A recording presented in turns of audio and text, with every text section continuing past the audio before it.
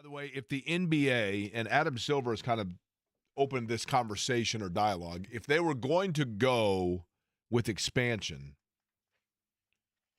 Seattle, Vegas probably actually is the front runner, then Seattle. Third, and you had mentioned Kansas City yesterday, Eddie, and as we just talked about there, Kansas City would be in discussion. I would think Nashville would start to get some pretty serious conversation at this point. Probably. And Wonder then, what the market would be for them for an MLB team or an NBA team because they have NHL right now too. They do. I think it'd be pretty high though, just because it's becoming such a. Not to mention the NBA also, and this wouldn't last forever, I realize, but I think there are. It's kind of a destination city, and I think you would have fans from Milwaukee or Atlanta or certainly Indiana, Memphis, whatever, that would make a weekend around going to see their team play and that kind of thing. Yeah. Because it's a fun place. Whatever it may be, whenever there might be expansion, is it possible that one player that you could be watching play is not playing for the team that you expected this year he'd be playing for? What are you talking about, Jake? There is word on the street. The kids are saying that there's the chance that a buyout could be taking place for Paul George. Oh. And Paul George is a player that when you look at the Pacers, truthfully, Paul George is kind of, and always has been, I thought, kind of a missing link type player for them with this particular installment. Now, that's if Halliburton was healthy and, you look at what the team that they just had. Maybe not as much anymore because the scoring level you get out of Siakam and from the same spots, and then defensively on the wing, Aaron Nesmith has become so good in that area. But at George's size, and he is not the scorer that he once was, but he still at his size can be a pretty good defender. And, a 6'9" wing defender is still a coveted piece in today's NBA. I don't know how it exactly works if he's being bought out and somebody were to sign him, how much of his ridiculously inflated contract the new team would be responsible for. But I did find it interesting because I think Paul George is undoubtedly an elite level player. I'm not saying anymore, but over the course of his career. But there is something about him where he just, when it mattered the most, he was not the same. He would lose that extra 5% that put him in elite category, in my opinion.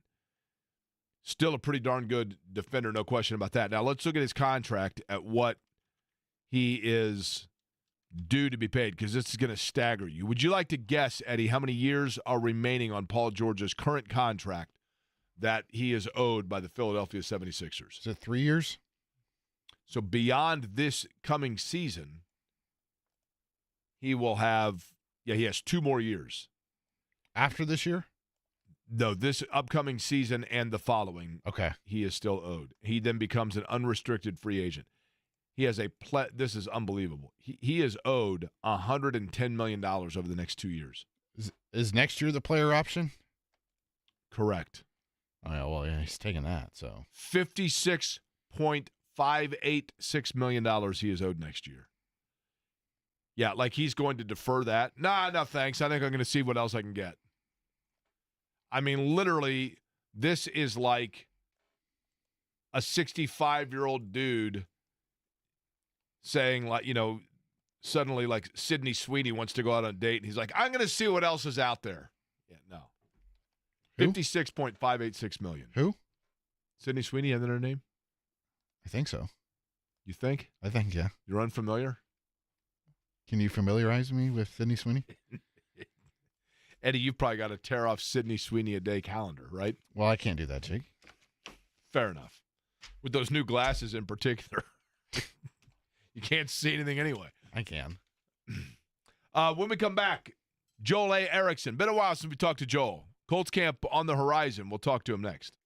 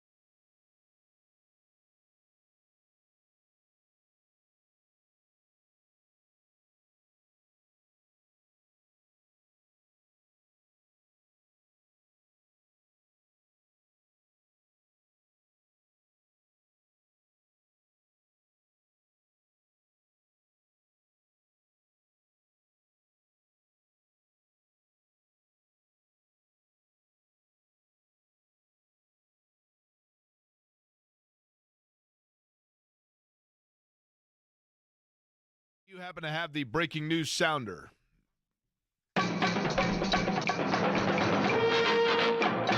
This just in from the Indiana Fever and the WNBA. Caitlin Clark officially listed as questionable for tonight's game. Correct, Eddie? Yes, the Fever just released the injury report for tonight's game, and she's the only name on it for Indiana. Questionable right groin. Jonquel Jones remains out for the New York Liberty. They are on the road, are the Fever tonight, and Yep. Eddie will be, what time's pregame? 7:15, right here on the Fan. 7:15, Eddie with the pregame, and then the postgame show as well. Fever in action tonight. By the way, speaking of, and a couple of things, again, want to thank Chicago's Pizza for bringing in lunch today. Fantastic. Fantastic. The Windy City and they brought in the crispy style. They also brought in traditional pepperoni pizza, the fresh made, and when I say fresh breadsticks, I mean fresh breadsticks pizza as well, with that ultimate cheese topping to it and the fresh ingredients. A story in every slice, as they say, with Chicago's Pizza and 18 Central Indiana locations. And Eddie and I are going to be the hit of the office because people are going to be able to come in now. Eddie and I got what we needed, and then we let everybody else know that we had Chicago's Pizza here. That's kind of the style in which you do it. By the way, also the IndyCar schedule coming up this weekend is Toronto. But in looking at the schedule in totality, I'm looking right now, and one of my favorite destinations is going to be on the 24th of August. IndyCar will be in Milwaukee. That leads me to believe that sometime early morning on the 25th, it might be that Joel A. Erickson notices a late-night visit from the Beer Ferry. Of course, at that time, we will be right in the thick of Colts training camp. Joel joins us now on the always, always busy and now available to be sponsored guest line here on Query and Company. Joel, you all fired up for camp?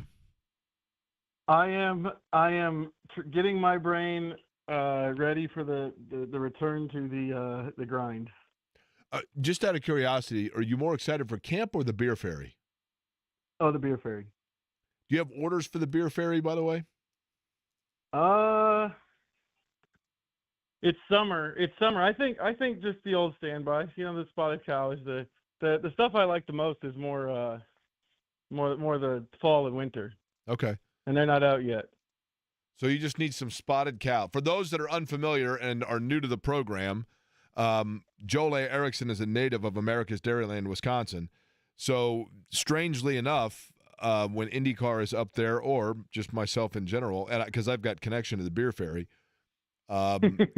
typically beer just shows up on the doorstep of Joel A. Erickson's house. It's true.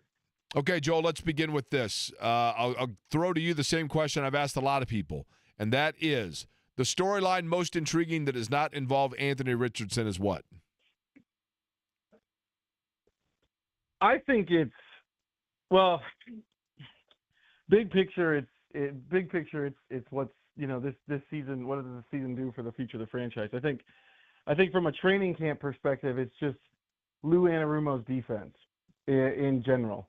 It's going to be different. It's going to be attacking. What is that? How it's going to be multiple. How does that change personnel groupings and all that kind of thing? I think for basically 7 years, the Colts have essentially played three corners. I think that number is going to be 4 and maybe even 5 regularly, depending on what he wants to do.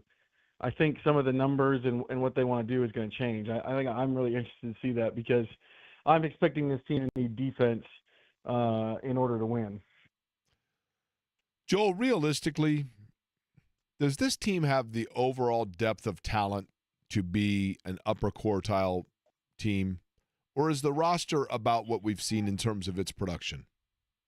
I think that barring a giant step forward, I don't think it has the quarterback it needs to be that kind of team. And I think that affects kind of everything else. Like I actually kind of like their wide receivers. I know they don't have sort of the Jamar Chase do everything superstar, but I kind of like their wide receivers in their totality. Tyler Warren's a good piece, but all of those pieces are affected by the quarterback play. And so based on what we've seen so far, they don't have a player who's in their careers so far. Anthony Richardson and Daniel Jones haven't been anywhere close to that. So I don't think they have the quarterback necessary. Because I think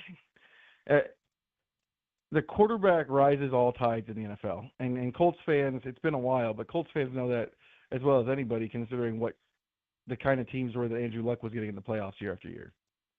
Would you rather have a quarterback that, let's say in 3 downs, has a play that is a 9, a play that's a 3, and a play that's a 5, or a guy that comes out and gives you 3 straight at a 6.5 level?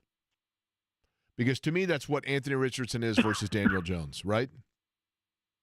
Yeah, that's I think it's interesting because I think to really get the ceiling in the NFL, you have to have the 9. The 9 has to be in there. You have to have the big play, but I also think that there's too many. Those plays come along too few and far between, even for the best quarterbacks, to get away with a bunch of 3s and 5s. Right. I think we saw that last year. Like you can throw all these big passes, but then when the offense goes stagnant and punts, 3 and out 3 times in a row before you get one, you end up losing the game anyway. So I think that's the thing is to really get to the top echelon in the NFL, you have to have the 9s. But if you've got 3s and 5s all over the place, then it starts making you look at that 6.5, the 3 6.5s across the board and going, I wish we had the 9, but at least with this, we know we have something. I look at Daniel Jones, and it seems to me, Joel A. Erickson, our guest, Indianapolis Star, joining us on the program here. It seems to me with Daniel Jones, is Daniel Jones a player who has more in him than what his last supporting cast allowed him to show? Yeah, I think that's what the Colts are betting on with him. I think the Colts are betting on the idea that, like, if you go back and look outside of last year, but if you go back and look at the receivers that Daniel Jones had and the offensive lines that Daniel Jones had, the Giants did not do a good job of surrounding him with the kind of talent or protecting him with the kind of talent that you need to be successful in the league. So I think that's what the Colts are betting on. Now, I think, with all of that, there come caveats. Like there's lots of quarterbacks over the years who you've been like, well, they just need a change of scenery. And then when they get it, it turns out that wasn't enough. But I do think the Colts are betting on the idea that if we put better stuff around him, we'll get better play out of Daniel Jones. And Jones with the long ball, the deep ball. You got Alec Pierce there that we know can get out there. A.D. Mitchell, one would assume, can get out there. Josh Downs is a safety net that Jones, to me, seems like the kind of rhythm thrower that he can get to. But does Daniel Jones have the arm strength to be able to utilize the skill set of those first 2 guys I mentioned? That's the million-dollar question. He's never really done that in the NFL. Now, he hasn't necessarily had the deep threat of Pierce, but I think we've seen in Pierce's career that for those guys, who their quarterback is matters a ton. The 2 previous years for Alec Pierce before last year, you were looking at everyone was talking about can Alec Pierce play in the NFL, when it turned out that it was just he needed someone who was willing to take the shot down the field. Jones hasn't been that player, and I do wonder how that affects Alec Pierce, and A.D. Mitchell too, because A.D. Mitchell was open a lot of times on those throws. His problem was, once the ball was in the air, getting to it and making the catch. So,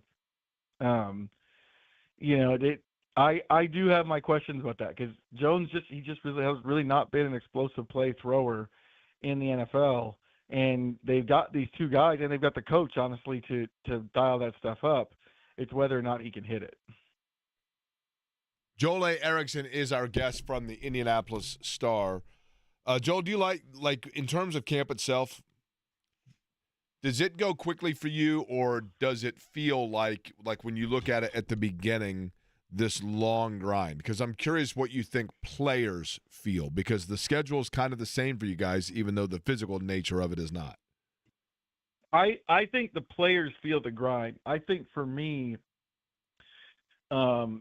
it feels like a snowball rolling down a hill a little bit. I find myself in training camp constantly looking up and going, oh wait, we're already here at the first joint practice. Oh wait, we're here at the first preseason game. I think some of that though is that the Erickson household goes from 0 to 60. We go from both of us being on vacation to my wife back teaching and me back writing at the same time. So I think other writers would say it's probably more of a grind. But I've always felt like once that season starts, it just kind of starts tumbling downhill pretty fast. You mentioned receivers. You mentioned tight end. We talked about quarterback. Give me a room for the Colts that the personnel is better than they're given credit, because we focus on those positions we already talked about. So tell me the position that the Colts are in better position than a lot of franchises, and therefore they're not a big topic of discussion. I think this year it's cornerback. I think this year it's cornerback. You've got, and we've talked about Ward plenty, but you've got a competition, it sounds like, for the third spot where Jalen Jones has been for 2 years, and that's because you have a third-round pick there behind him in Justin Wally. You have a former second-round pick who has dealt with injuries, and you can't necessarily count on him, but he's still a second-round pick in Juju Brents. Last year, Sam Womack started something like 8 or 9 games and was not great, but he was a starting caliber NFL, or he was able to play the position in the NFL without looking awful for half a season. Corey Ballantyne has played like that. That position is very, very deep in a way that really I can't remember the last time I felt like the Colts were like that. And I think that's interesting to me that they have that many players. If in the past it's been like, if Juju Brents goes down, where in the world do they turn next? Well, they've set themselves up where if Juju Brents goes down or Jalen Jones goes down, even to some degree with the presence of Wally, if Kenny Moore goes down, that you still feel like they have a lot of guys. It's been a long time since I thought I could say that about cornerback for Indianapolis. Okay, now, quarterback is the position that Joel A. Erickson, we discuss and scrutinize and analyze. Give me the position room where guys are sitting around saying, thank goodness for the quarterback, because if it weren't for that position, people would realize that we are actually a room of guys that are really struggling to find ourselves. Linebacker. Linebacker. We've all talked about, this is a position that they never really were able to add anybody. I think there's some reasons for that, but also, that's a position group where the two presumed starters, Zaire Franklin and Jalen Carlisle, are both coming off of being out of the off-season program due to injury. And there's lots of guys around the NFL that don't do stuff due to injury as they're rehabbing, and it ends up turning out fine. But it's also still kind of a warning bell in your head. And then on top of that, you've got, if Carlisle's played something like 224 defensive snaps last year. If he doesn't work out, your options beyond him are mostly special teamers and unproven guys who haven't really done it yet in the NFL. And I think that spot, although, I think one of the other things that's telling is that when we've asked about linebacker, there's been some of the we like our guys, but a lot of it has been, downplaying it by saying, well, that position isn't as necessary or as valuable in Anarumo's defense. But you're still going to play linebackers. You're still going to play those guys on a lot of downs. And we saw last year what missed tackles can do to a defense. So I think that spot specifically is probably the one that if you're going, that's going. You know what? I'm glad there's so much going on at quarterback because we're being talked about. I think one of the other ones is maybe offensive line, where they have more options and they have more experienced options, but there's those two spots, and you really need Tanner Bortolini and Matt Gonzalez to step forward and take those spots. Then you kind of need some depth to develop behind them, behind those front five in case anybody goes down. I'm being told, by the way, that Moon Man is a better beer from New Glarus than Spotted Cow. Moon Man is good. It's not my particular favorite over Spotted Cow. I think I've said this before on the show. Mine is Fat Squirrel. Are you aware, by the way, of the Liney Lodge Lime from Leinenkugels? Now, hold on. Liney Lodge Lime. I might be getting that wrong. That but sounds... There's like a lime version of Leinenkugels, and I actually think it's better than Summer Shandy. Well, first off, I think any shandy makes one liney lame is what it makes him. And listen, I'm cool with, like, I'll put a lime in a Corona, that kind of thing. I'm cool with it, right? But Yeah. the some of the summer things, they go a little too sweet for me. I can't get into it. You know what I mean? I understand. The summer shandy from Line and Kugels is about as sweet as I can go, but in the summer when it's hot, when you come off the softball field or whatever, it does go down Now, super easy. listen, have you gone to Canada before? I have not. Well, I mean, you're from Wisconsin. I think Canada's like home. You know what I mean? I know. I mean, everybody's living on beer and cheese, and they talk funny. It's got to be like home to you, right? You would think.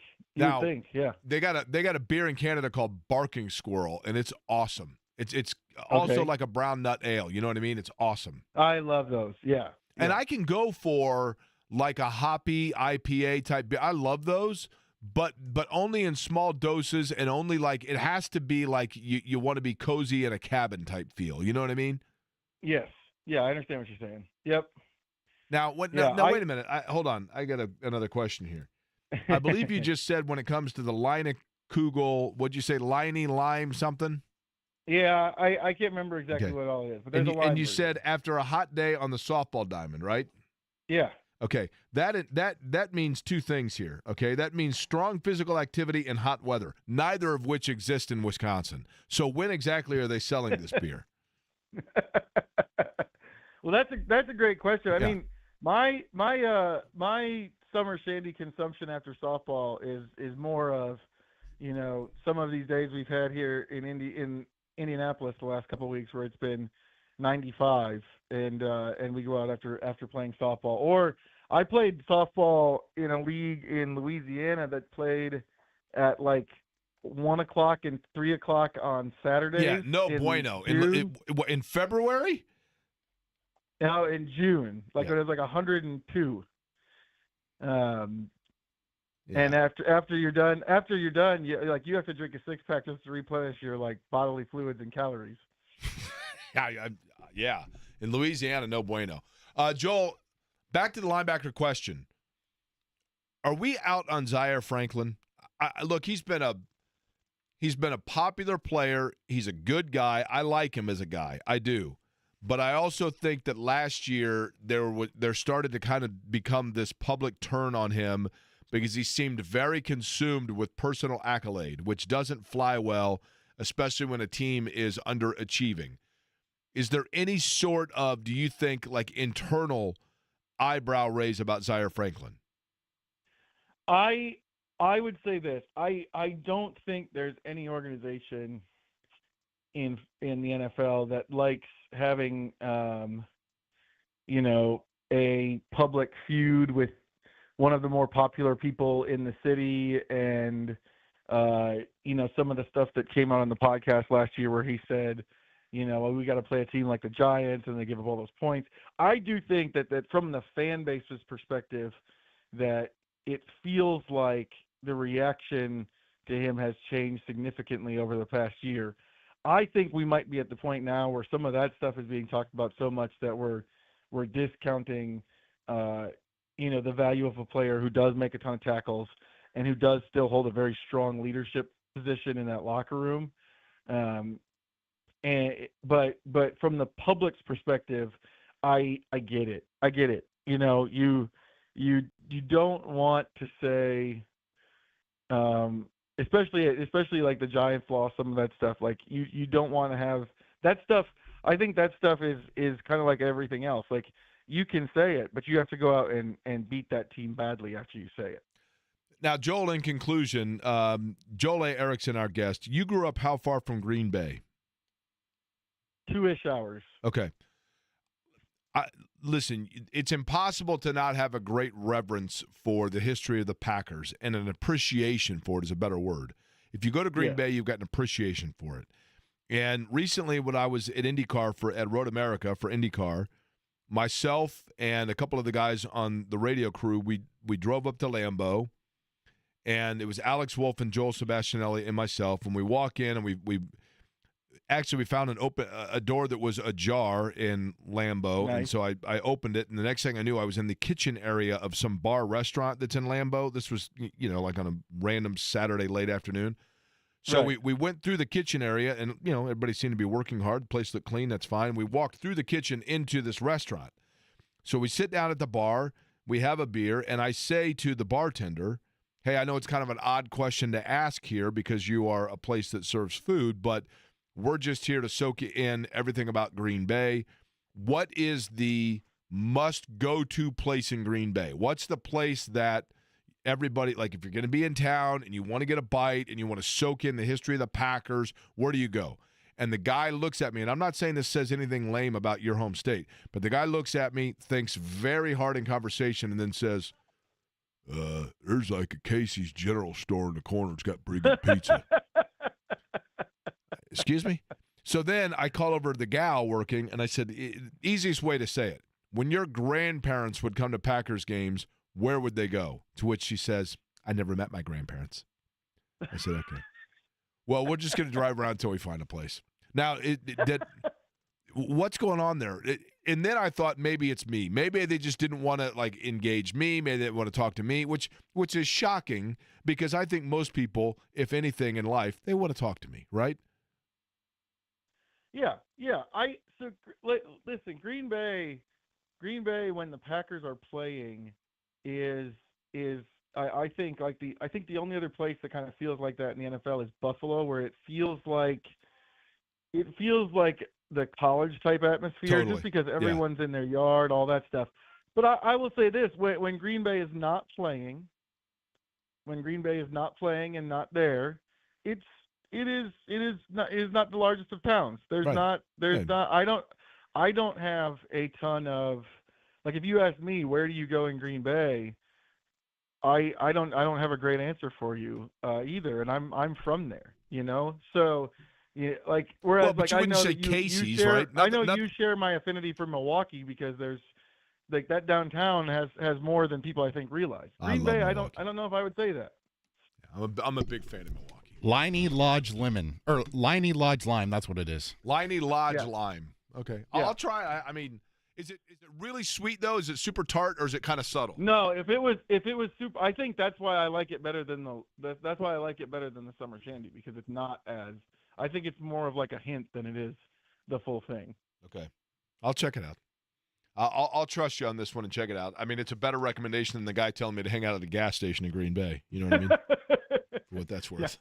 It's a general store. I don't know what the place is in Green Bay, but it's definitely not Casey's General Store. There's a place called Titletown or something like that. They got a bunch of fake Lombardi trophies hanging around. It was cool. It was a cool joint. I mean, and then it's one of those places you're like, this is super awesome. You turn around, it's like established 2019. You're like, wait a minute, that's not really the history I'm looking for. All right, Joel, we appreciate it. We'll talk to you soon, all right? Okay, we'll see you. Joel A. Erickson joining us on the program. We're going to continue our conversation of Colts opponents. I believe we're going to go south next. Is that right, Eddie? Are we going across the water, though? Because they don't play here in the stateside. That's right. This is the German game, right? Yes, it is. Ach, mein Enkeln. All right. We'll talk to Josh Kindle. Is that correct? Yeah. Covers the Falcons next.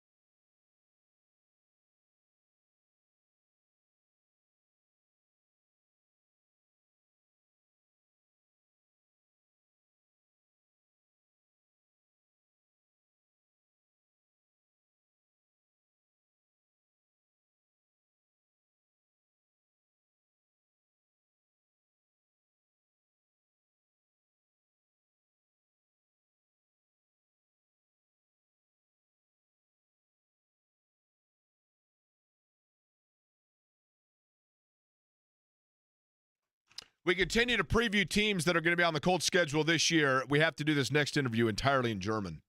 And that's going to be a challenge, right? That's going to be a challenge. Josh Kindle joins us now on the guest line. He is the Falcons beat writer for The Athletic.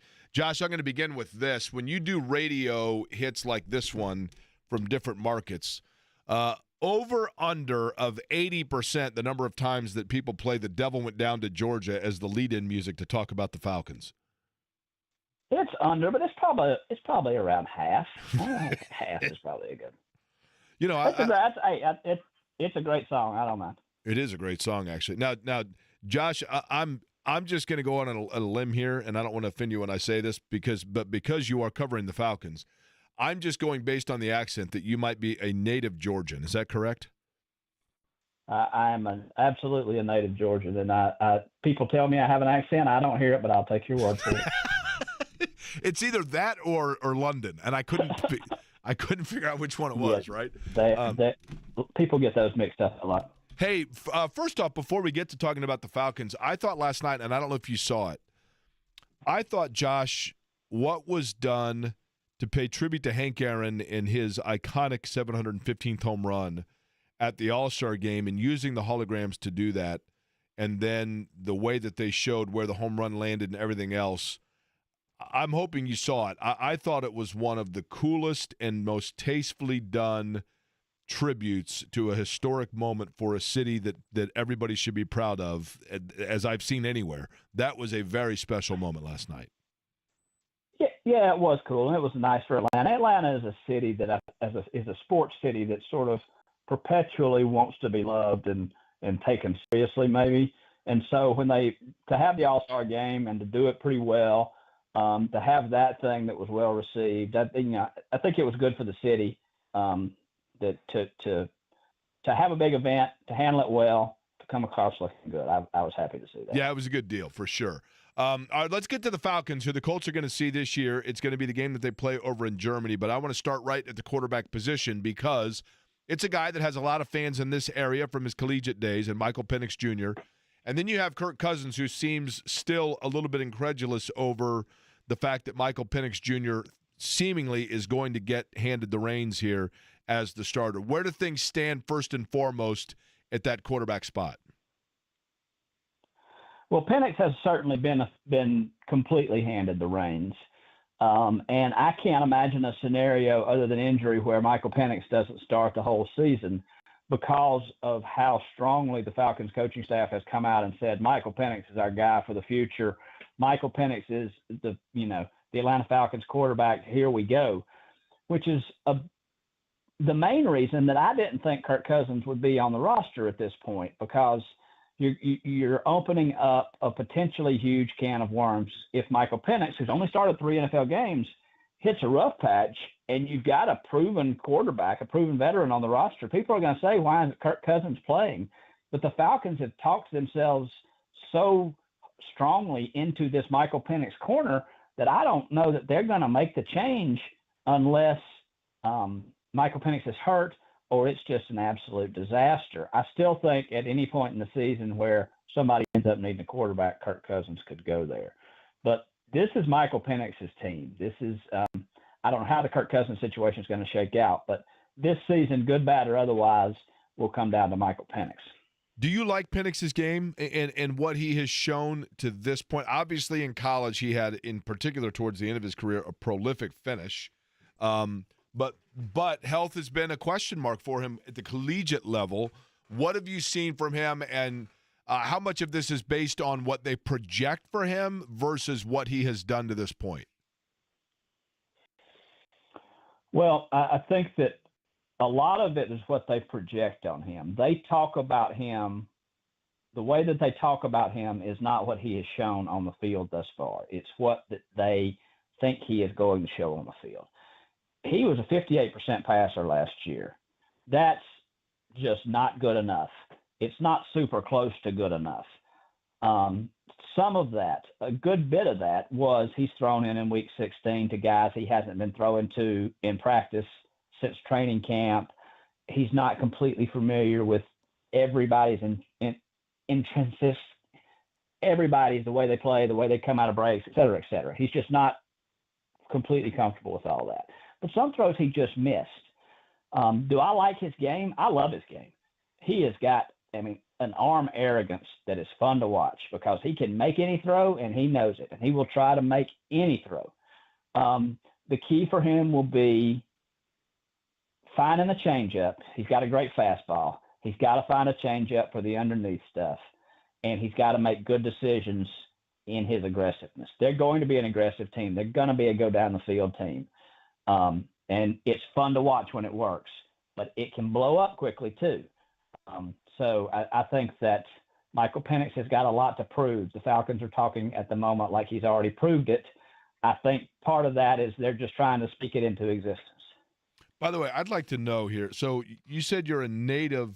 Are you a native Georgian or Atlantan or kind of 6 to 1 half dozen the other, Josh? No, I'm a native Georgian, not a native Atlanta. I grew up in the mountains. Okay. Now, of North Georgia. I'm going to try to guess here. The 5 most beloved athletes amongst Atlanta sports fans, okay? Now, I'm not talking about Atlanta native sons that went elsewhere. I'm talking about of players that played and made their name in Atlanta, okay? Now, can I try this? And then once I give you my estimated 5, I want you to then judge or grade me on how close I am to reality. Are you ready?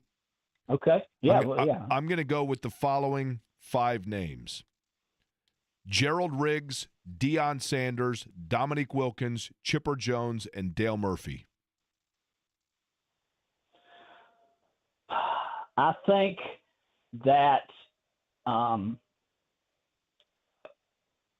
Braves, the top of that list would be Braves.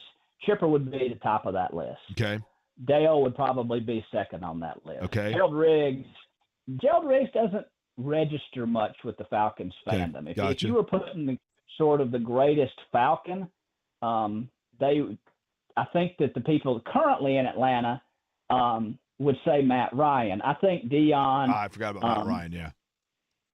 Deion fits in there, but the Falcons, it's interesting, and Dominique fits in there somewhere, but and is even above Matt Ryan. It's interesting. I think Arthur Blank, the Falcons owner, is perpetually frustrated, and I don't blame him. That he has an NFL team in one of the nation's 10 biggest metropolitan areas, if not 5 or 6 biggest metropolitan areas, that is, fairly anonymous.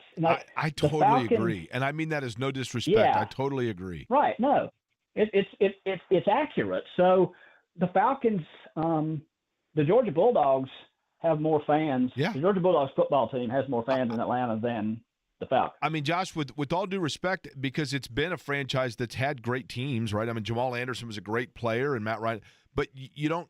It's rare that you're walking through an airport and a guy passes you wearing a Falcons hat. You know what I mean? Like, you just don't see it like you do other fan bases. And I've wondered, is it maybe this?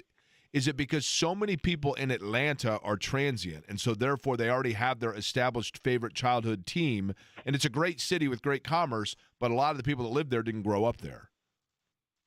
Yeah, I do think that's a large part of it. Certainly, when the Eagles come to Mercedes-Benz Stadium, when the Steelers come to Mercedes-Benz Stadium, anybody with a traditional fan base, there are more of those people in the building than there are Falcons fans. But I do think that Arthur Blank, before he dies, would love to see his team, be more than an afterthought in the NFL. And they're just going to have some more consistent success. They have not been a bad football team. They've been a mediocre football team who just doesn't have enough stretches of consistent success to stay in anybody's consciousness for very long. And by the way, when you look at this year and when the Colts – and there's a lot of football to be played between now and then, but for the most part, based on your anticipation of it, okay, when you look at this year's installment of the Falcons, if Indianapolis is to get a win over them when they play in Germany in November, your assumption is that the Achilles of this Falcons team will be what? The defense. I think that they were – by the end of last year, they were just a bad defense. Now, they fired their defensive coordinator. Jimmy Lake. They hired Jeff Ulbrich, who's an old friend of Raheem Morris, a former Falcons assistant who was with the Jets under Robert Saleh for 4 years. That'll help. They drafted a couple pass rushers in the first round. We'll see if that helps. But they lost Grady Jarrett, who's a defensive stalwart at tackle here. They lost a couple of veteran defensive linemen.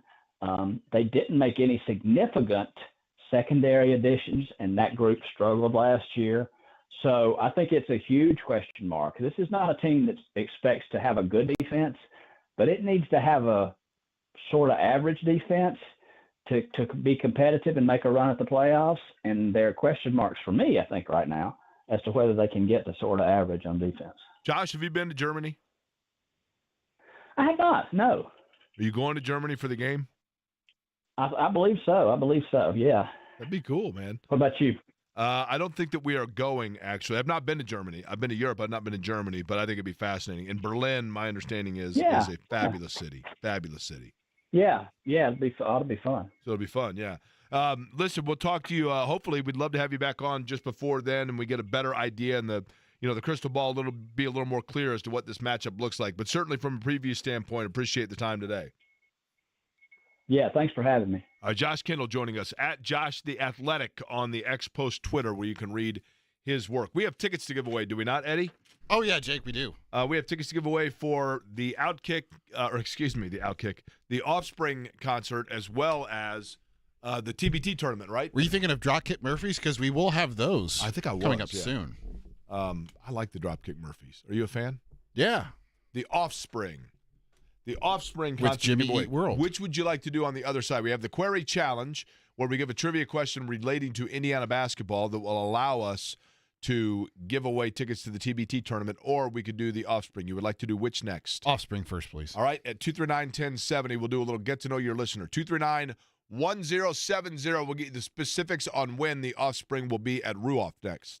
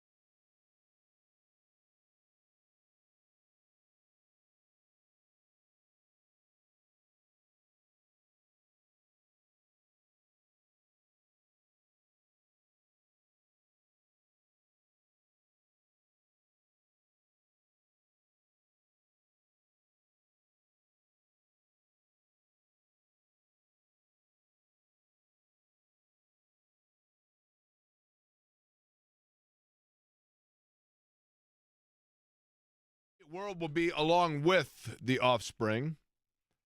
This concert is coming up, what did we say, on the 26th of July? That is next Saturday. Ruoff Music Center. That'll be a great night.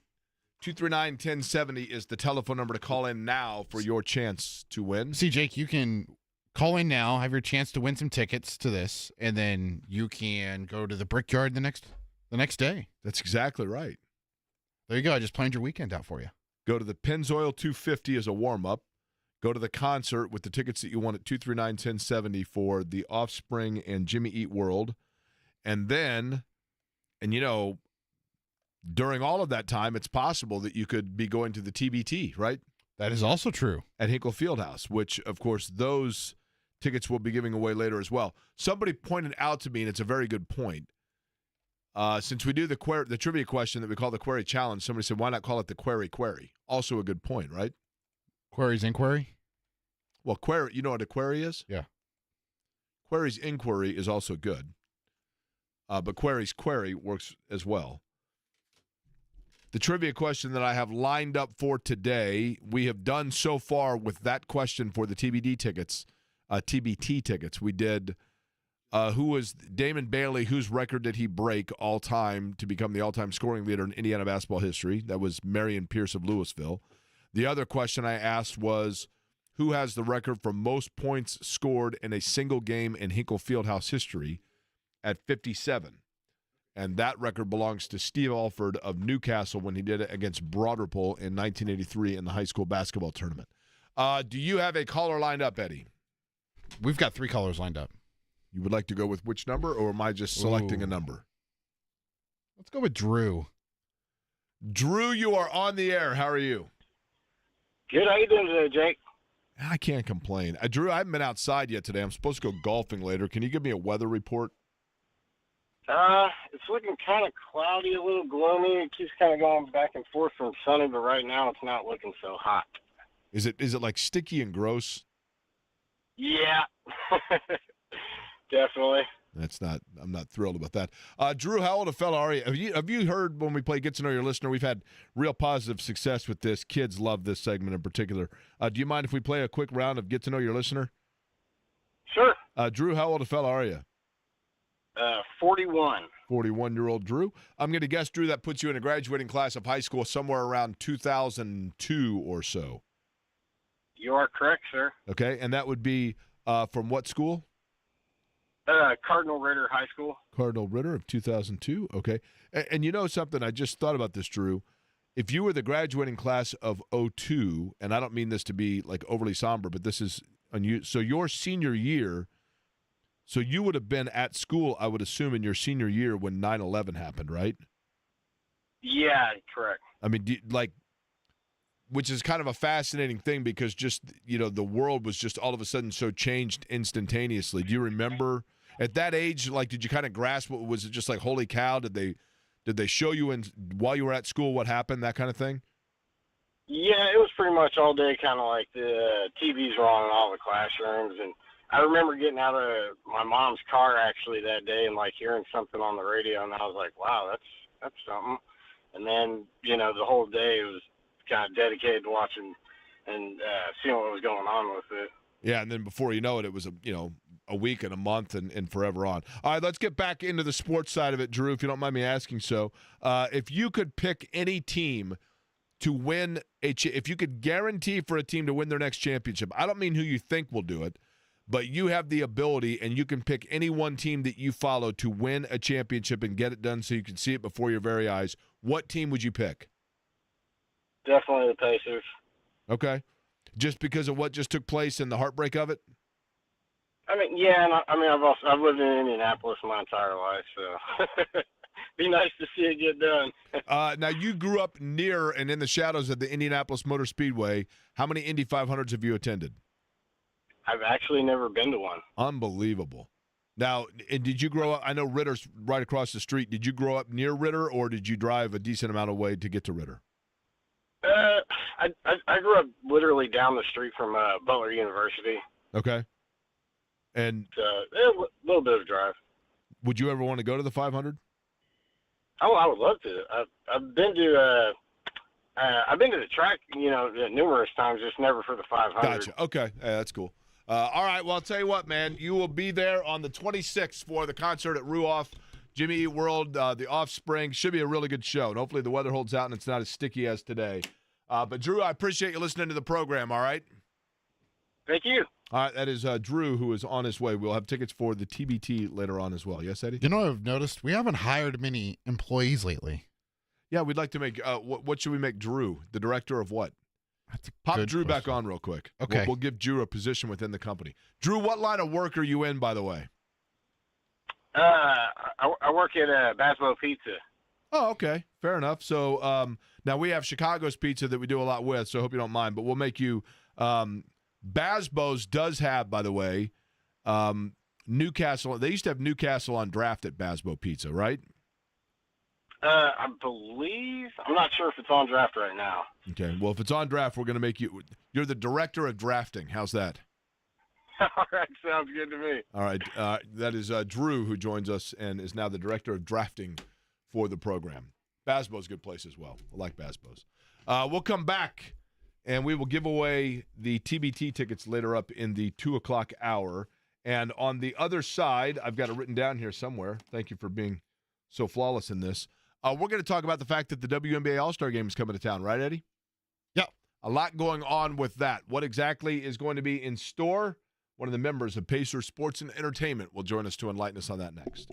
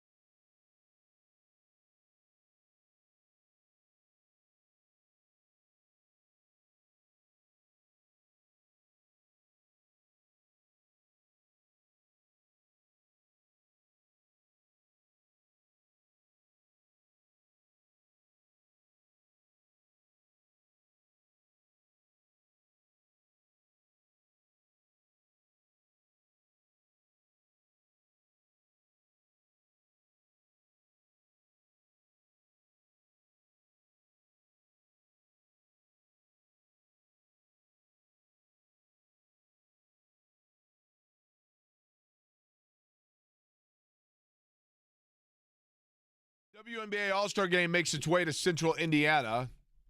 If you're not familiar with that, drive past the JW Marriott, and we'll quickly remind you. Caitlin Clark, of course, now listed as questionable for the Fever's game tonight. We'll see what that means for the All-Star festivities. She was scheduled to be in the three-point shootout.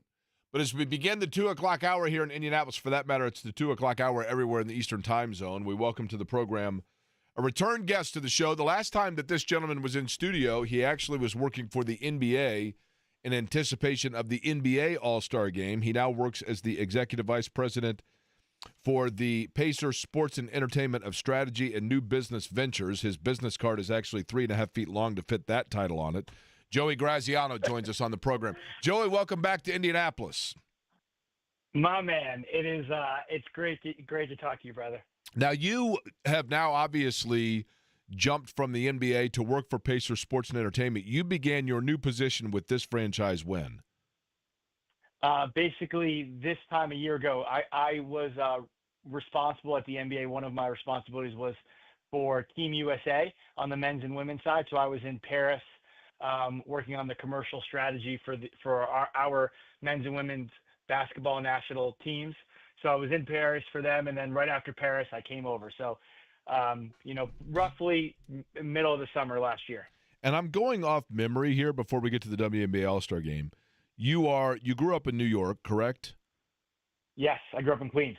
And I want to say, and I'm going off memory here, so don't kill me here, okay? Collegiately, let me guess this, Joey. I'm going off my memory. True or false, and don't say which it is, but true or false, you attended a Big East school. True. I was leaning towards Georgetown, but part of me is going towards Villanova, but I think it's Georgetown where you attended, correct? Blue and gray forever, homie. Okay. So that, in fact, so what you're getting at here is you went to Penn State. No, I'm just kidding. So Georgetown Hoya is what you are, right?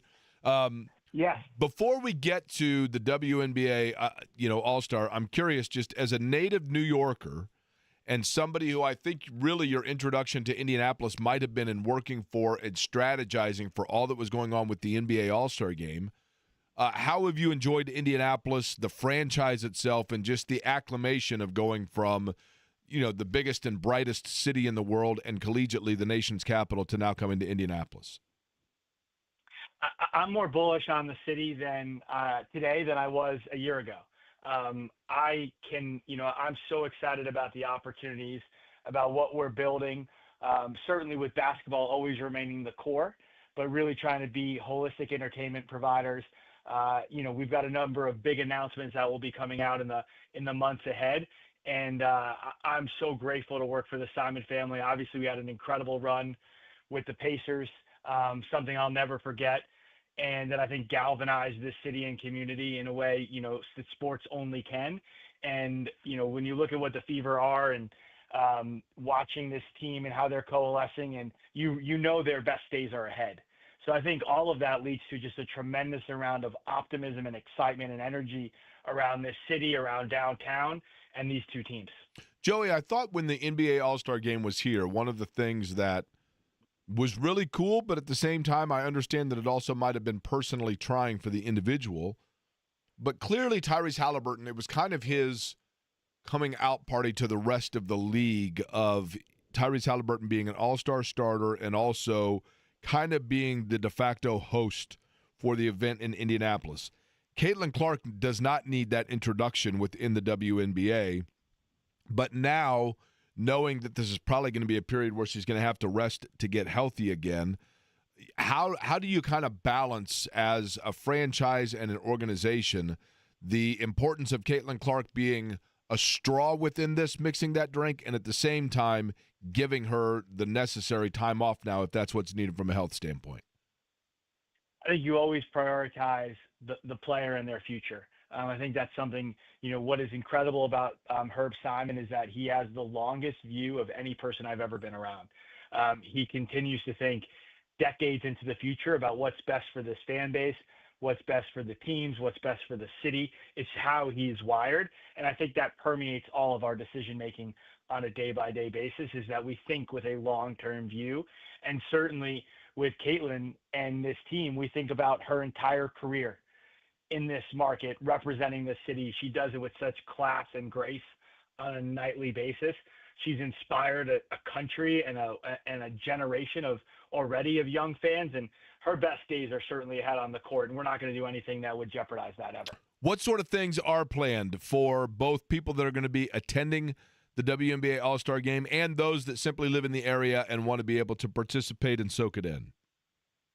Yeah, I mean, we're really excited, obviously, about the Friday skills competition and then the game on Saturday. But we're launching a new event with Heartbeat, Kevin Hart's company that we announced earlier in the year. That company is the official culture curators of the Pacers and the Indiana Fever. It's a designation that doesn't exist elsewhere in sports.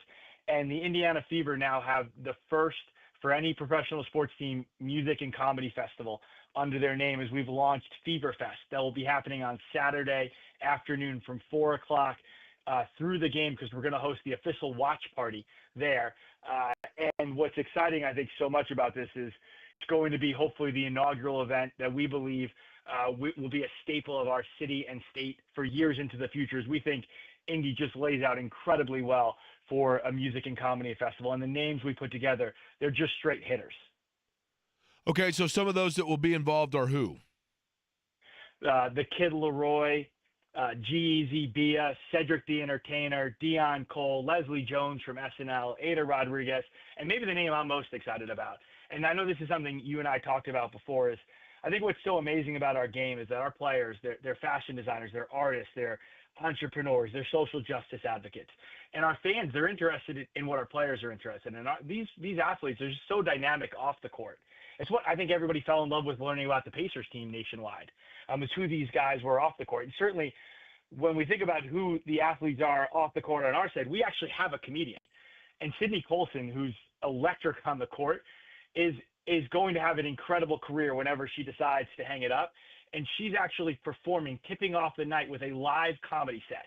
That has never happened before in the history of All-Stars, where you have a live, active athlete performing a comedy set.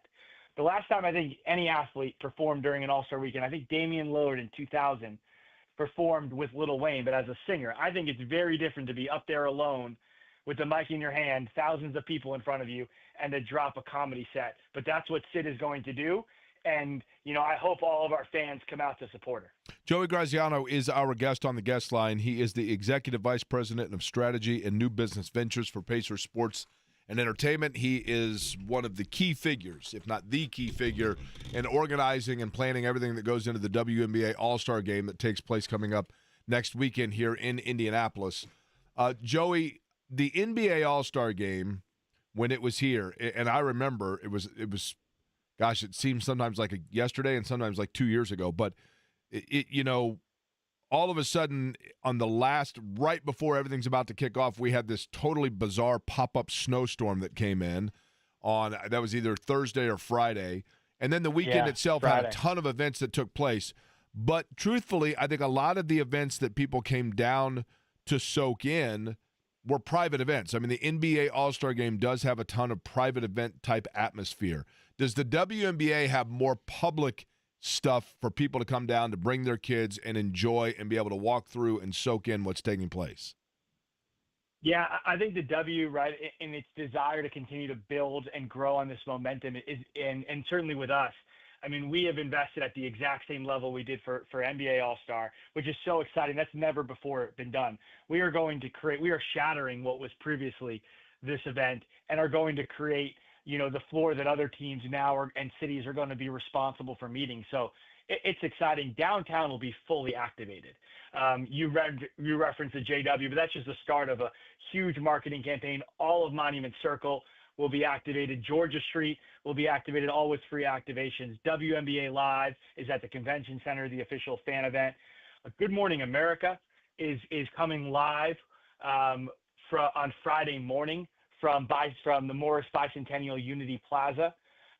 So the number of events that we're putting on and making sure are accessible to the public, and including Fever Fest, wanting the tickets to be incredibly affordable, I think it just shows that the recognition is think long-term about the future of this fandom and recognize what's so exciting about the Fever fans is this is their All-Star. This is their moment. 30% of them travel every night from outside the state of Indiana. And so they want their experience, and our plan is to deliver them an All-Star that certainly exceeds anything that's ever been done before. Is there any way to know or forecast, Joey, what you anticipate the economic impact being for Indianapolis hosting this event? It's a great question. So we obviously, and I spent a lot of my time at the NBA doing that for host city. So we had more than $400 million in economic impact and earned media value that was delivered to the city for NBA All-Star. And we're using the exact same company to measure WNBA All-Star. It's actually not been done before. So we certainly have some early projections, but I think we're seeing and hoping that more than 70,000 people will enter into the city throughout the weekend. And there's not this comp. We're doing things at such a different level that any of the previous comps don't really apply. And while it probably won't get to the NBA All-Star numbers, we do think that this will set a complete record for a summer event and start to set this event as the must-have event of the summer moving forward. Now, this question I probably asked you before, Joey. Joey Graziano is our guest from Pacer Sports and Entertainment. I'm sure I probably asked you this before, but I don't recall the specific answer. And I'm assuming that this is the knowledge of this is a requirement for a degree from Georgetown University. Your degree from Georgetown is in what, by the way? Government, and I ended up going to law school at Georgetown as well. Okay, so with all of that said, what is exactly a Hoya? Oh, so it's a Latin phrase that means what rocks. Hoya saxa, and so Hoya is the first half of that Latin phrase that used to be chanted during football games. Georgetown is one of the oldest football teams in the country, and that was the chant that used to be sung as the team was marching down the field, and the name stuck. And it's Hoya. What's the full term again? The phrase is Hoya saxa, which means what rocks. So I guess just to be rock. safe, they didn't want to go with the Georgetown Saxas. They just went with the Hoyas, right? I mean, like. Yeah, exactly right. Yeah. Okay. They went with, yeah. I mean, obviously the mascot is, a bulldog, and we wear that, and we have our own version of what exists in Athens with Georgia, with a bulldog around campus. Students love it, and it becomes a huge celebrity. I think we're on number. Jack is the name of our bulldog. I was going to say, does the bulldog have, does the Georgetown mascot have a nickname? Is it always Jack? Yeah, it's Jack, and yeah, we're probably on like Jack the 12th or 13th at this point. Okay, fair enough. And there's no football team now at Georgetown, right? No, there's still a football team. They play in the Patriot League. There is a football team? There is a football team. Yes. Okay. I did not know that Georgetown had a football program, to be honest with you. But fair enough. They play teams like Lafayette, Lehigh, Holy Cross. I was a baseball player, at Georgetown, which is still in the traditional Big East. Now, as a baseball player, do they sing the Hoya Saxa song the whole time during the game? It would have been, we would have first had to have some fans in order to have some singing. So, the Big East was really good. Let mom and dad know. Start chanting in the fourth inning, right? Yeah. Okay. Yeah, it was more my dad, shaking his head as I struck out for the 900th time was more sort of my beautiful, my experience. Joey, things get underway in terms of the WNBA All-Star game. Obviously, the Fever in action tonight. Eddie and I will get further into the fact that Caitlin Clark is questionable for that game tonight. But in terms of events that people will start to see ticking up for the WNBA All-Star game around town, what is the first public planned event? Well, our first one is this afternoon. We have the Tamika Catchings mural is being dedicated with a ribbon cutting over at the Athenaeum. I mean, that our own legend and in my mind, still the GOAT. Tamika is going to be recognized in a way that I think is really exciting. And then we've got events that are all day tomorrow from, business meetings and corporate responsibilities to the start of the WNBA Live, their official preview event is tomorrow night. So it's really going to tip off this afternoon and then certainly all day tomorrow, and it should be an incredible weekend. Joey, we appreciate the time as always, and welcome back again, as I'd mentioned, to Indianapolis. We're happy to have you here, and thanks again for promoting and planning everything that brings even more attention and economic impact to Indianapolis with the WNBA All-Star game? Well, we've got a great team here. I mean, they're the ones doing all the hard work, and it's incredible to think what this team here has pulled off between the finals run, hosting an NBA All-Star just a year ago, and now run into this. It's this group has been working at a pace that's just unprecedented. It's great. Appreciate it, Joey, and enjoy the weekend as much as you can with everything going on, all right? You're a good man. Thank you. I appreciate it. Joey Graziano, again, Executive Vice President of Strategy and New Business Ventures for Pacers Sports and Entertainment, and one that was working for the NBA to come in and talk to us about the All-Star game right as we were on the eve of everything that took place with that. Caitlin Clark last night in the Fever win against Connecticut. The game was being played in Boston. It was late in the game, Eddie, when Caitlin Clark came to the sidelines and was noticeably grimacing and favoring her right, essentially groin or inner thigh area. Mm-hmm. And that is the opposite leg of where she has had complication in the past. Mm-hmm. This is presumably a new injury. One would assume, although it doesn't mean that it's fact, that it perhaps could be related to just an involuntary compensation of leg from a previous injury. But either way, she is now listed as questionable for tonight's game, correct? That is accurate, yes. Tonight's game starts at 7:30, and I'll have the coverage at 15 minutes before that. And that is and they are obviously on the road. Who? New York Liberty. Your thoughts on last night's performance? Because I think, again, what we are seeing is a fairly balanced level of things for Indiana that has allowed them to put together a pretty nice little streak here heading into the break. So I thought last night was one of their more poor games of the year in terms of games that they've won. But that doesn't really matter since they ended up with the W. They just didn't have much consistency within the game. There were moments where, they would go up by like 5 to 7 points, and it felt like the kind of tide was shifting in their favor.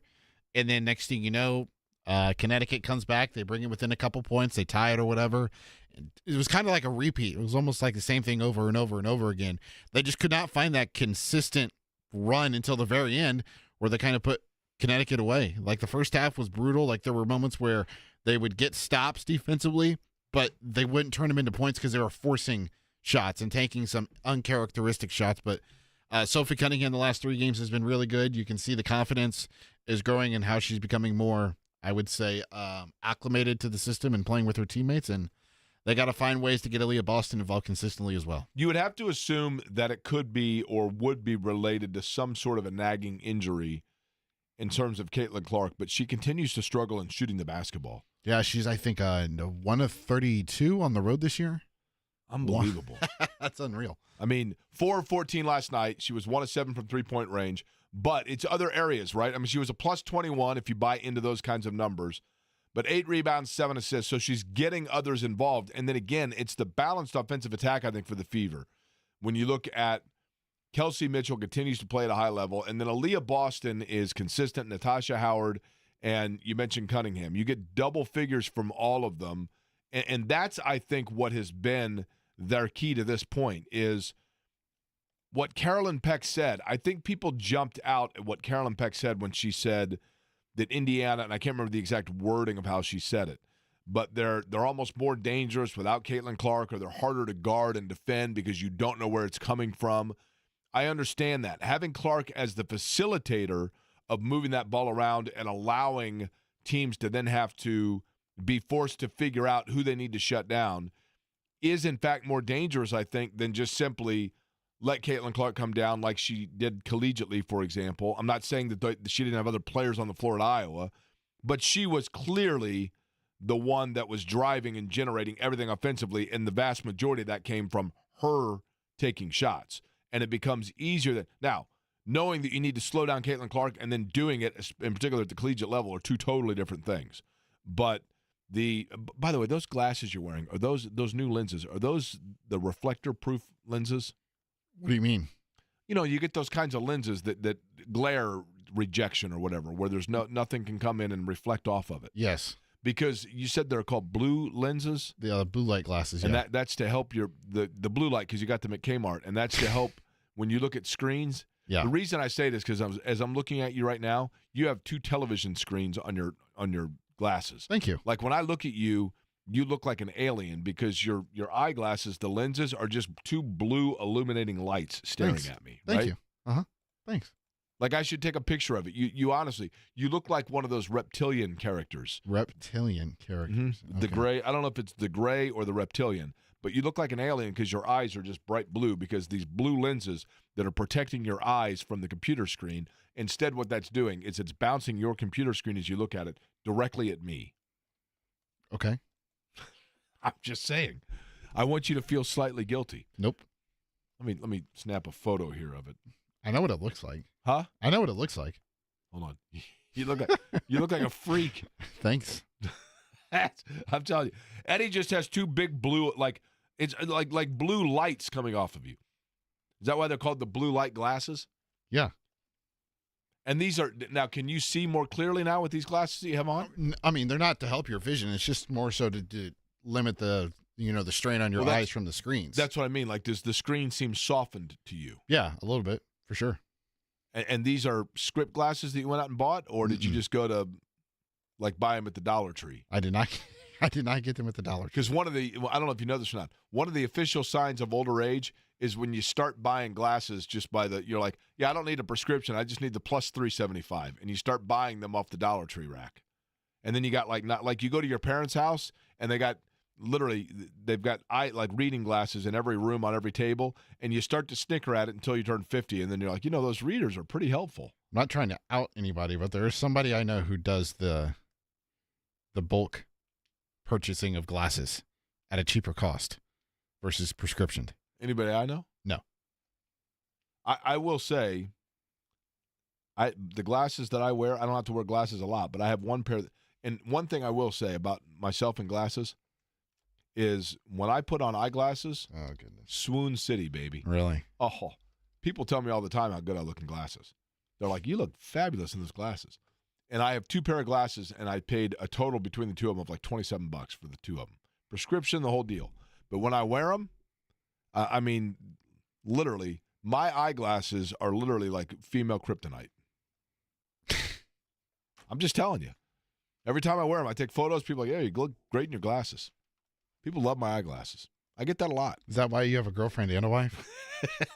No, that's not. Let's not. Again, for those that don't know that joke, they're going to wonder what we're talking about, right?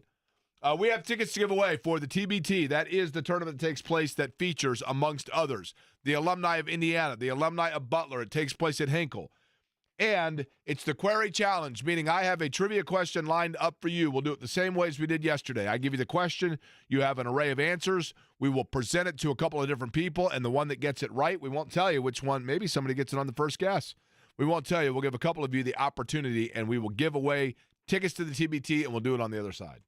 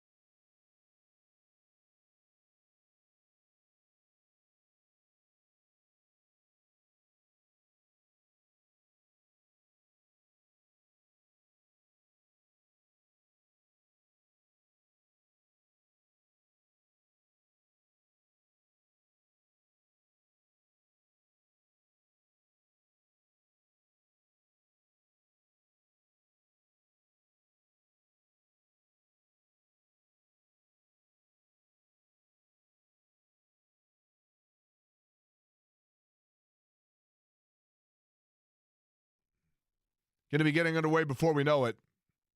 This includes teams from Butler, talking about the graduate teams or the alumni teams from Butler and Indiana that are among those that are participating. They will be playing in Indianapolis at Hinkle Fieldhouse. There are also sites in Kansas City, Louisville, Syracuse, James Madison University, in West Virginia, Lexington, Kentucky, Wichita, as I like to call it. But if you look at the draw for the Indianapolis Standpoint taking place July 19th through the 22nd at Hinkle Fieldhouse, your chance to see players like Gordon Hayward, like Yogi Ferrell. And we have tickets to give away at 239-1070 right now.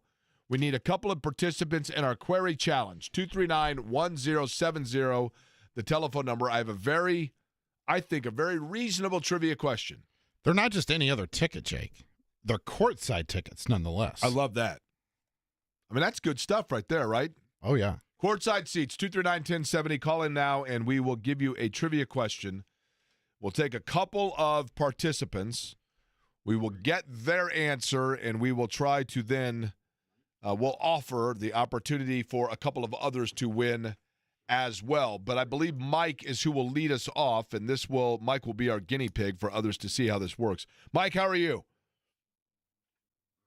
Do we have Mike? I think we lost Mike. We've had a wonky phone day, have we not, Eddie? Well, I'm trying to get names of callers over here, Jake, and I can only do so many things at once. And did we lose Mike? I think we did. All right, we have Chance. We'll try Chance now. Hi, Chance. How are you? Chance, you there? This is Kent. Is it Kent? Yeah, like Clark Kent. Okay, sorry about that, Kent. All right, Kent, here we go. I'm going to give you a trivia question. I need your answer, and I'm not going to tell you whether you're right or wrong. We'll give a couple of these, and then if one of you gets it right, we're going to reconnect with you, and you're on your way. Does that sound good? Sounds good, yep. Okay, here we go. The all-time scoring leader in Butler University basketball history is an Indiana high school alum. Is it Kellen Dunham of Pendleton Heights, Matt Howard of Connorsville, Chad Tucker of Cloverdale, Billy Shepard of Carmel, or Rylan Hangey of Indianapolis Cathedral? I'm saying the guy from Cloverdale. Okay, that would be, you're going with Chad Tucker of Cloverdale? Yep. Okay, hang on, Kent. We'll put you on hold. We will now check in with Kyle, who will join us next. Kyle, you heard the question. All-time leading scorer in Butler history. Is it Kellen Dunham of Pendleton Heights, Matt Howard of Connorsville? Kent is going with Chad Tucker, so that's off the board. Billy Shepard of Carmel or Rylan Hangey, I don't know why I have such trouble saying that, of Indianapolis Cathedral. I'm going to go with Matt Howard. Matt Howard, a good guess. Played there for a long time. We'll go with one more participant here, and I will go with Leo. Leo, you heard the question. Yes. Which one of these is the all-time scoring leader in Butler history? Two of them are off the board, so you have your choice now between Kellen Dunham of Pendleton Heights, Billy Shepard of Carmel, or Rylan Hangey of Cathedral. Well, I know it's Chad Tucker. Now, how do you know it's Chad Tucker, Leo? Because I remember the 80s when Chad and Daryl Fitzgerald played on the same team together. Now, if you don't mind me asking, Leo, how old a fella are you? 75. And are you a Butler fan?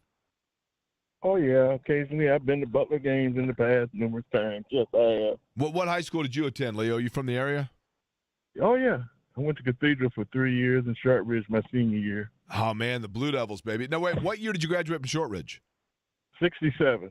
Okay, my mom was 61, and then they closed Shortridge in 81, and now it's back again, right? I don't know that there's any school that people more have a pride about academically after the fact than people that graduated from Shortridge. You know what I mean?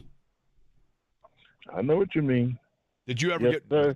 they ever write you up in the Daily Echo?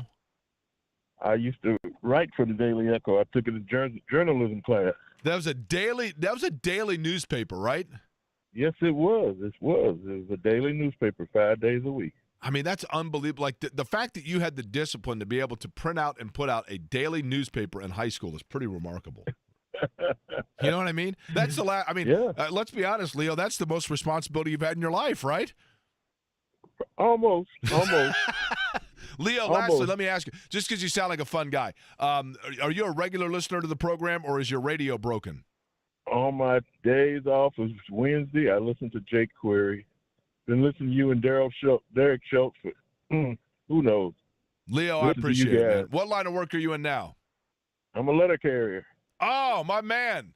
Leo the mailman. All right, Leo, hang on just a second. I'm going to put you on hold as well, but let's go back to Kent. Kent, you were the first to say Chad Tucker of Cloverdale. Is that because you knew the answer, or you're taking a stab in the dark? It was a blind guess. Well, he is no longer with us, but he was a fabulous player. Chad Tucker of Cloverdale is indeed the correct answer, Kent. Hang on the line. We will get your information. We will send you on about your way, all right? But when I say on about your way, I mean on about to the TBT tournament, courtside seats. Leo, stick around as well because I want to get your information as well. But Kent, for now, is the winner for the Query Challenge and on his way. Very much appreciated. We come back. We'll get back into the situation, the latest on Caitlin Clark, and a player that kind of arose my curiosity when it comes to the Pacers. I'll talk about that next.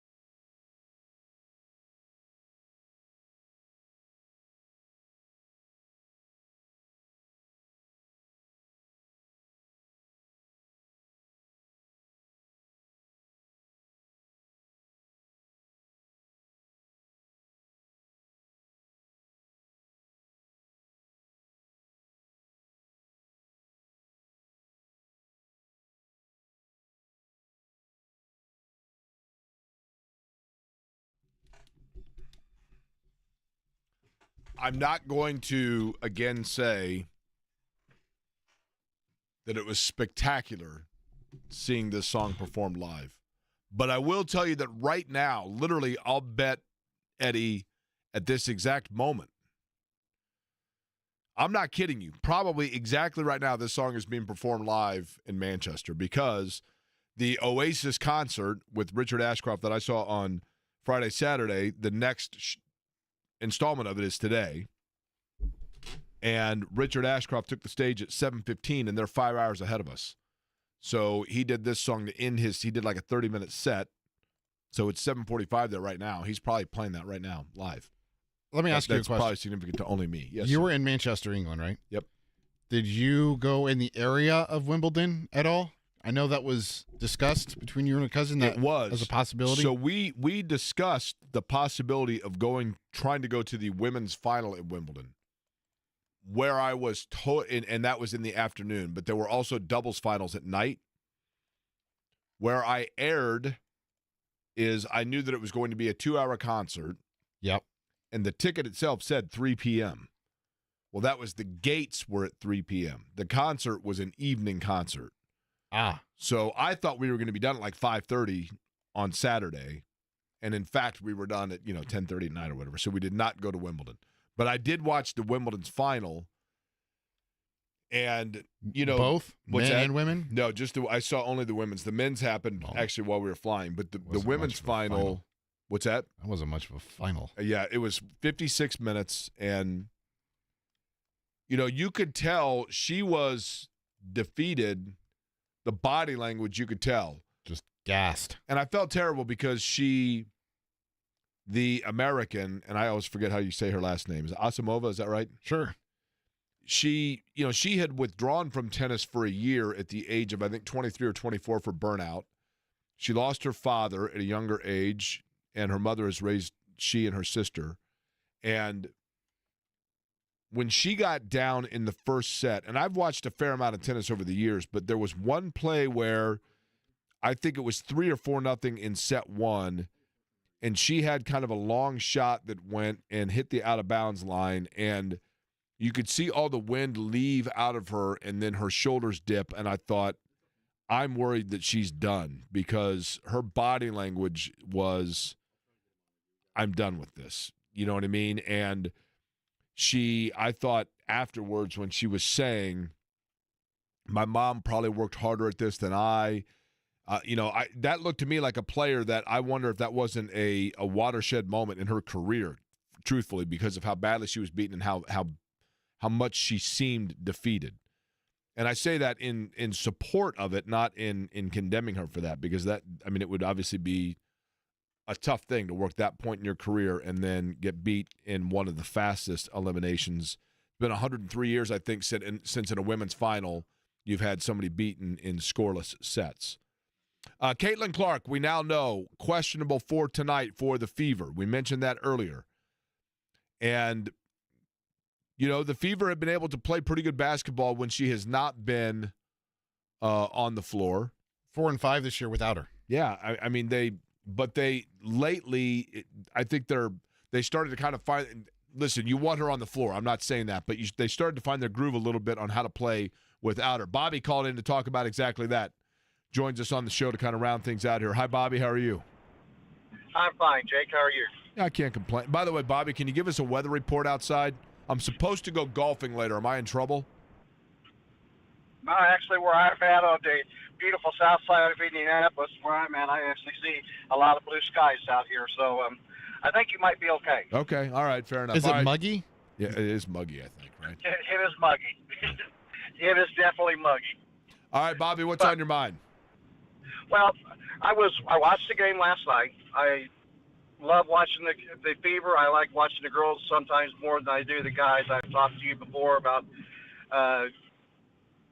Tyrese Halliburton gets up in the air with nothing to do and stuff. But Caitlin Clark, as much as I enjoy watching her play and enjoy everything the talent she has, her whining and crying every time she gets fouled or every time she gets touched is getting really, really old.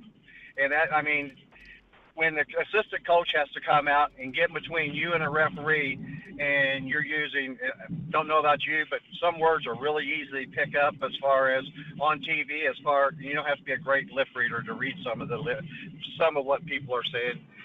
She's using language, which we all do, but she's in a situation where she has kids worshiping her and adoring her, and her whining and crying is a lot like Jeff Foster-esque.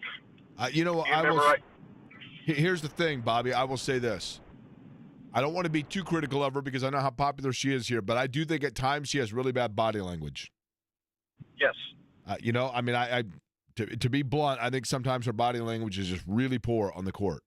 And I don't know how she's still a young player, and she's a great player. There's no doubt about it. I think the thing that's frustrating, Bobby, is she is a great player and doesn't necessarily need those antics to be great. Exactly. And Jeff Foster, my wife, actually did work for Jeff Foster at one point in time, and she couldn't stand him because of his arrogance and as condescending he was. And some of her antics are, like I was saying earlier, are Jeff Foster-esque. That, I grew up, and probably you did too. Well, if there wasn't blood, there wasn't a foul. And a lot of times she's gotten beat up a lot. Last year, particularly, in the earlier part of this year, she's gotten beat up a lot. But she was whining and crying yesterday about stuff that, I'm sorry, wasn't a foul. I didn't have, Bobby, I appreciate it. I don't disagree with you at all. I appreciate it. I did not have correlate Caitlin Clark to Jeff Foster on my bingo card for the day. But I get it. I don't think she's there, but I think people are starting to see it, where it's like, hey, just be, and, nobody mentions more about players that routinely complain about officiating than Mark Boyle does. And you're starting to see it because, he does, right? It's one of the things he points out, and you're starting to see it for sure out of Caitlin Clark. It's very comparable to me, in my eyes, Jake, to Luka Doncic a little bit.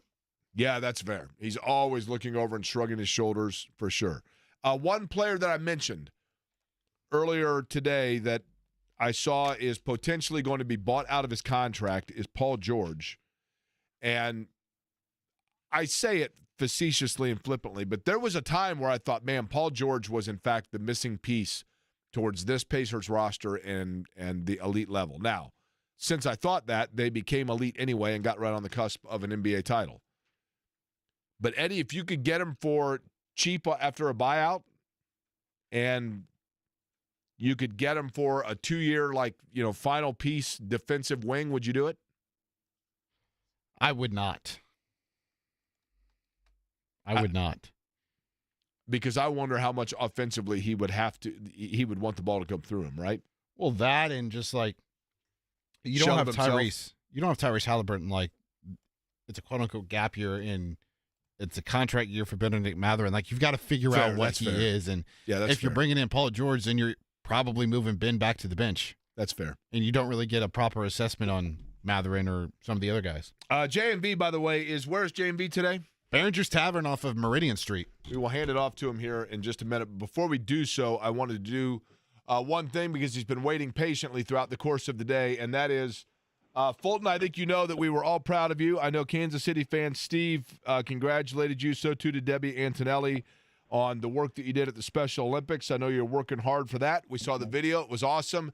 And my understanding is you've got upcoming your 26th birthday. You're getting dolled up for it. So I wanted to bring you on to wish you the happiest this coming weekend birthday, correct?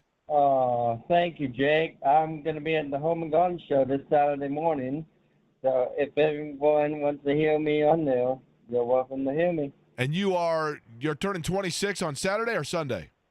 Sunday, this Sunday. All right. So now, Fulton, here's the thing. Can you do me a favor real quick? Yeah, I can do it. Take in a deep breath real quick. You ready? Take a deep breath. All right. Now let out that deep breath, okay?